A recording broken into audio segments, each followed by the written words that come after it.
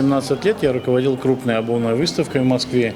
И именно в это время появилось увлечение обувью. Нам хотелось показать не просто сегодняшнюю промышленную черную обувь, а историю развития обуви.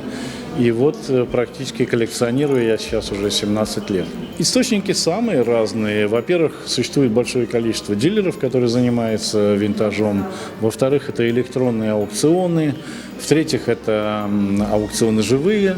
В Америке существует возможность для музеев распродавать иногда свои коллекции, и тоже что-то выходит на рынок.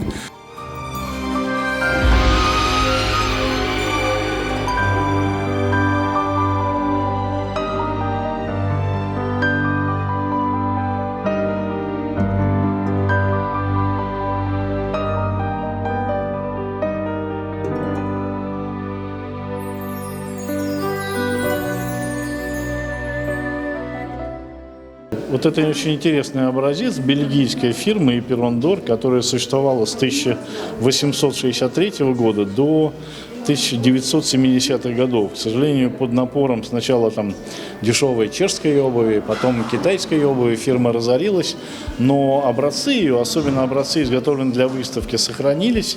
Эти вещи не предназначались для ношения, они совершенно чистые, только выставлялись на различных выставках, и они попали к нам в коллекцию. Это великолепные образцы начала 30-х годов, ар-деко, как вы видите, богатые материалы, плессированная ткань и золотая кожа, самое яркое сочетание красного и золотого, очень характерного для того времени.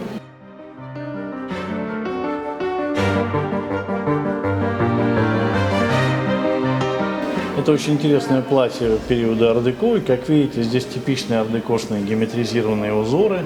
Оно интересно тем, что сшито на хлопчатобумажной сетке, что позволяет очень выдерживать большой вес, потому что все оно шито стеклярусом, и оно достаточно тяжелое. Причем интересно иногда посмотреть обратную сторону, потому что по обратной стороне вы видите качество работы этой вышивки.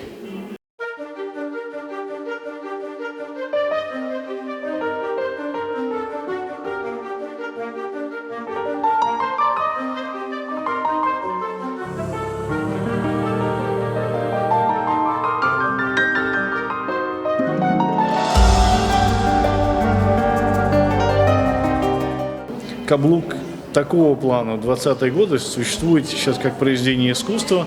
Он изготавливался из дерева, но потом обкладывался целлюлоидом и украшался стразами, красился.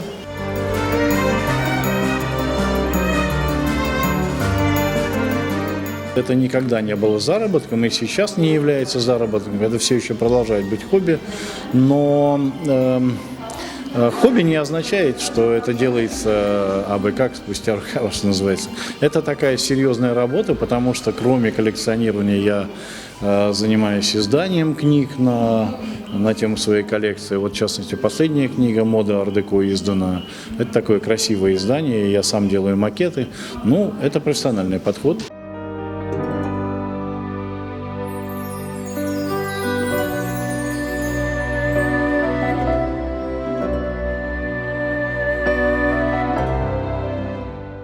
Пригласили такого коллекционера Назима Мустафаева, который нас познакомил с этой своей коллекцией. Просто для меня было так неожиданно, если честно, в Симферополе в эти дни. Вот, красота и как раз-таки то, что я люблю, именно мое. Поэтому это самый, наверное, любимый стиль мой из всего 20 века. Самые замечательные впечатления, потому что прежде чем приехать сюда на выставку, я внимательно поработала в интернете с информацией об этом замечательном человеке. И увидев воочию, я, конечно, не разочаровалась.